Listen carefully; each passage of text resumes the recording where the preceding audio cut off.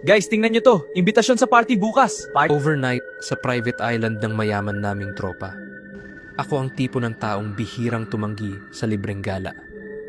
Kaya nung inimbitahan kami ng tropa naming si Adrian na mag-overnight sa private island ng pamilya nila, wala ni isa sa amin ang nagdalawang isip. Mayaman ang pamilya nila. May sariling bangka, sariling isla at tahimik daw na lugar. Perfect para sa pahinga. 4 kami. Ako, si Jethro, si Migs, at si Adrian. Close na kami simula college kaya kampante kami. Mabait si Adrian, tahimik lang, at medyo mysterious pero akala namin personality lang. Pagdating namin sa isla, sobrang ganda.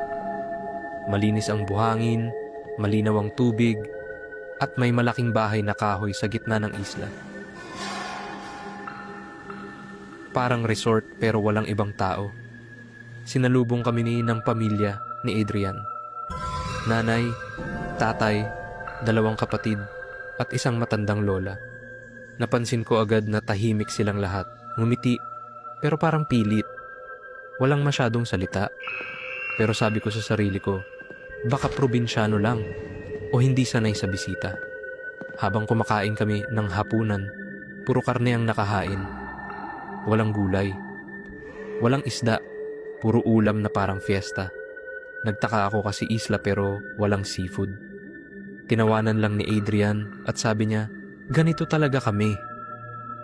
Bandang 10:00 ng gabi, biglang pinatay ang ilaw sa labas ng bahay. Ang naiwan lang ay mga gasera. Tahimik ang paligid.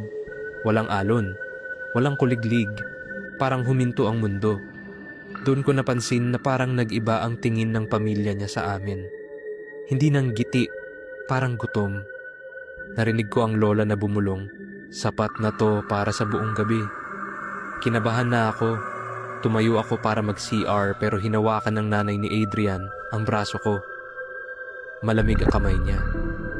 Sobrang lamig na parang hindi tao. Biglang naglabasan ng mahahabang dila nila. Pula ang mata. Nagbago ang muka, hindi na sila mukhang tao, aswang, lahat sila. Tumakbo kami, nagkagulo. Si Migs nadapa pero nahila ko agad. Si Jethro may sugat sa braso pero tumakbo pa rin. Si Adrian, nakatayo lang sa gitna, umiiyak. Sumigaw siya. Hindi ko alam na ganito na sila. Hindi ko alam na kasama na kayo.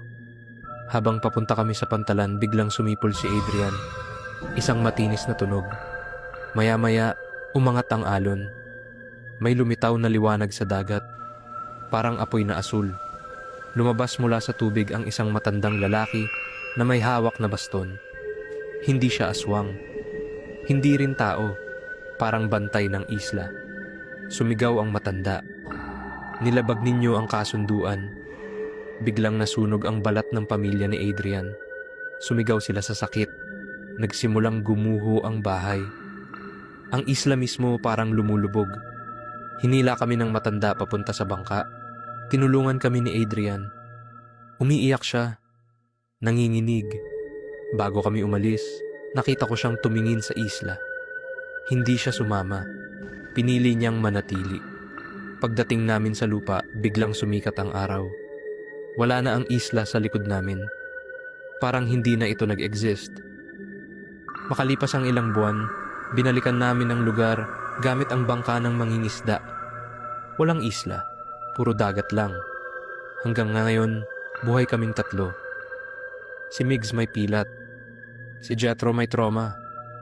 Ako, hindi na tumatanggap ng overnight invite kahit kanino.